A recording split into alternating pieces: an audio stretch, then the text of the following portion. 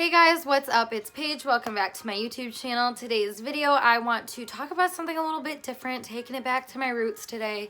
And I just want to talk about why it's not okay to be a people pleaser. This was a shock to me at first when I realized that I was a people pleaser, because I always honestly didn't like people pleasers, because when I picture a people pleaser, I picture somebody that used their lost puppy dog eyes to try to figure out direction in life, try to feel good about everything that's going on. They can't make their own emotions for themselves type of thing. So this is something that I did not identify with, just because I'm really honestly a pretty reserved, cool, and collected person for the most part. I mean, I have my opinions that may come off a little aggressive sometimes, but I mean, for the most part, I'm a pretty down-to-earth person that is go with the flow. I've always just been pretty chill. But there is a part of me that just snaps at some point and does get kind of angry. Just have a long fuse, I guess, before I get to the point of being kind of crazy, so to speak. Because that's how I used to view people that were people pleasers. I'm like, why are you putting everything up to the world? Like, can't you just have your own sense of who you are and just hold on to that? But I've just been working on trying to understand where I have places of resentment that really don't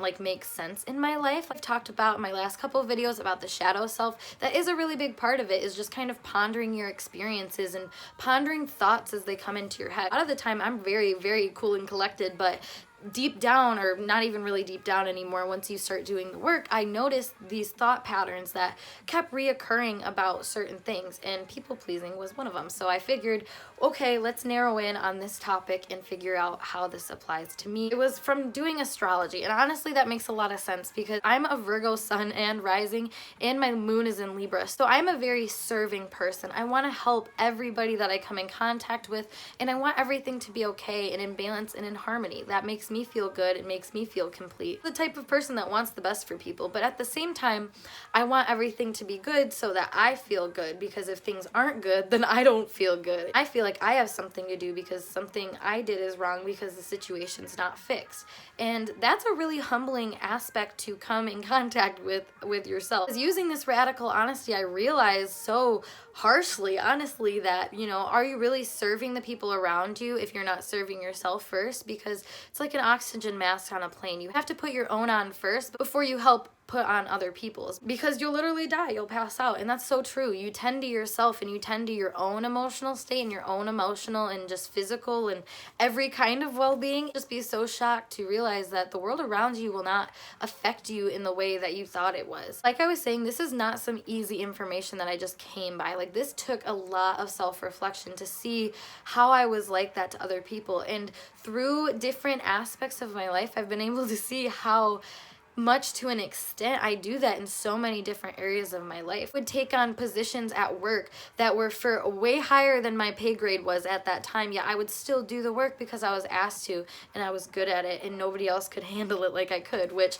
I'm not trying to toot my own horn, but that was the truth. That was literally the kind of situation that I was in, and it made me feel good because I'm like, oh, well, I'm the one that's doing it, but at the same time I was meeting other people's standards and other people's expectations, which they didn't even come close to meeting mine. They didn't even make me feel valued like the way I deserve to be valued. And that's really harmful on a person's self-esteem and self-worth. So if you're like me and you're someone that's cool and collected, yet sometimes you just snap and your irritability comes out of nowhere and you just feel a lot of intensity about things that probably aren't that big of a deal, just realize the areas that you're sacrificing yourself and sacrificing going against your own will for honestly no reason. The thing, most good people in this world will be okay with compromise or going with what you want to do or some sort of balance. That's the thing, is there needs to be balance. If you're trying to serve everybody around you and not tending to yourself, where's the balance in that? The whole world is going to be on your shoulders and you're going to be squished. If you tend to yourself, go to the gym, get all Atlas shrugged on it,